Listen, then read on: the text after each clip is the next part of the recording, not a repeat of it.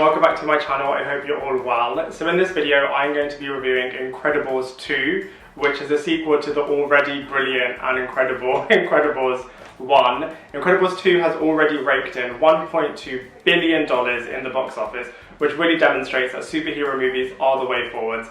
And what makes the Incredibles franchise something so individual and unique is that it focuses on a superhero family. So it's both, a family movie and kind of showing all the intricacies about what happens in family life, as well as, kind of being a superhero movie with that family fighting crime and having a superhero space. So this movie had a lot to live up to because the first Incredibles movie was already such a massive and iconic movie, and I really feel that Incredibles 2 really did step up its game and kind of pack a lot of punch for a movie that already had a lot riding on it, and it did a great job of it.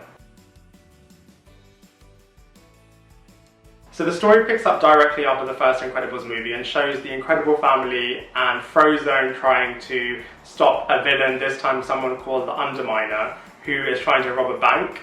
They're unsuccessful in stopping him, and on top of that, the Underminer has caused a lot of mayhem and catastrophes and chaos in the city. So the government decided to shut down the superhero relocation program, which means the Incredibles don't have the financial assistance that they had with this program, so now have to get new jobs. So that's kind of like an interesting kind of precedent to set the movie off. And then what happens is a wealthy businessman approaches the Incredibles and says, look, let's try to change the public opinion and regain public trust by you guys going on secret missions and showing that superheroes are a necessity by kind of saving the day through these secret missions. They decide that Elastigirl is the better person within the Incredibles suite of superheroes to go on these secret missions because Mr. Incredible has a tendency to cause a lot of mayhem and carnage by his actions. So they do a really interesting thing with this movie by kind of flipping the traditional roles, and Mr. Incredible is now the one that's going to be staying at home, looking after the kids, while Elastigirl kind of has the limelight and is going on these secret missions trying to save the day. So that's kind of a really interesting kind of dichotomy and play on the traditional roles and kind of seeing what this means for Mr. Incredible as a character. Now he's the type of person that loves the limelight, and now he's kind of having to kind of lose that and give it to his wife instead while he's kind of staying at home looking after the kids. So that's really interesting. And then a new villain comes into play, which is called Screenslaver, and he has the ability to hypnotize whoever's viewing him, whether it be through a TV screen or through a computer screen. So the Incredibles need to have a new mission of identifying who's Screenslaver and how they can go about trying to stop him. All of the characters and actors in this movie are fantastic. The main cast and characters from the first film are back, and we have brand new characters on top of this, and they work with the ensemble piece really, really well. So as a group, the cast and characters and actors of this movie are fantastic. And each character is kind of on their own journey and arc. So we have Mr. Incredible, who has the power of super strength, and his time as like a big superhero in this film is reduced, and instead he's kind of looked at from like a family parental point of view and how he has the challenges of raising 3 kids. So that's kind of a really interesting arc for him.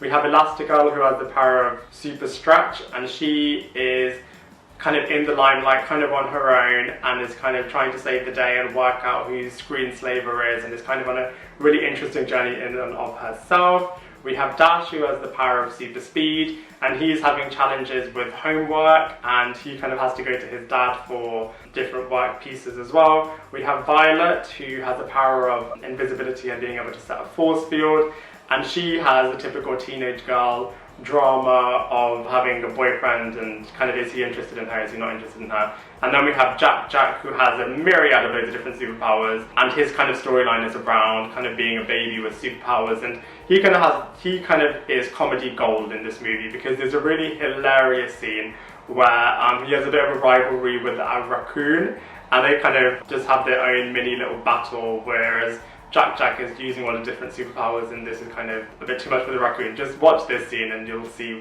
what I mean. So, the characters, actors, the cast, everything is really, really good in this movie from a story, character-driven point of view. From a visuals point of view, this movie absolutely kills it. The aesthetics, the animation, the powers, just everything just looks absolutely incredible, no pun intended. If you remember the first movie, it was released way back in 2004, and since then, obviously, production qualities have changed quite a lot, and this movie really does elevate, you know, all of those production values and puts together an absolutely beautiful end result. So from a visuals point of view, this movie looks and feels incredible.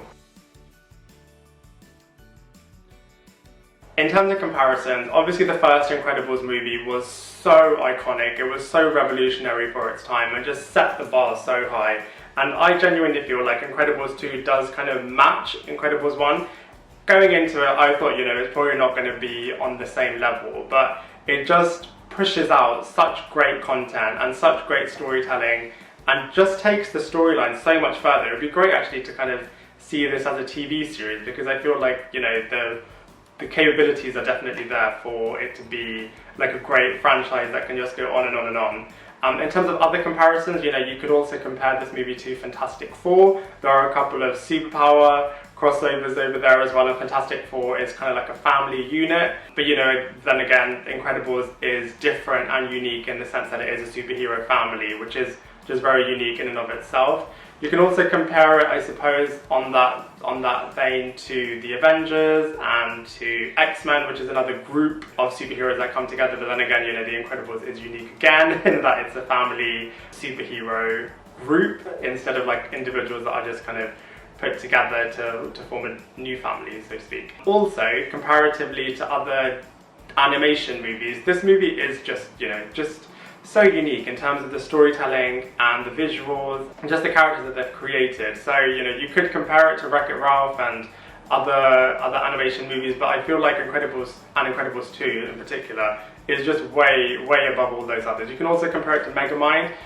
Review for that coming up, so definitely check that out soon. But you know, even from like a superhero standpoint, in terms of the animation genre in particular, I just feel like Incredibles 2 is just miles ahead of the rest. So overall, this film had a lot riding on it. Maybe this is one of the reasons why it's taken so long to make it, because, you know, the expectations are just so high for this film that, you know, they just wanted to make sure that it's the absolute perfect end product before putting it out there. And from my humble point of view, I honestly feel like Incredibles 2 did live up to the hype in every way that it could have done. So, you know, I thoroughly enjoyed it. I was hooked from start to finish. I feel like, you know, the twists and turns and the superpowers and just the new, like, story potential of this film, it was just joy to watch from start to finish. And because of that, I'm going to give this film an 8.5 out of 10. And there you have it. Thank you very much everyone for watching my review of The Incredibles 2. I'd love to hear what you think, so please let me know in the comment section below. Otherwise, I look forward to seeing you in my next video.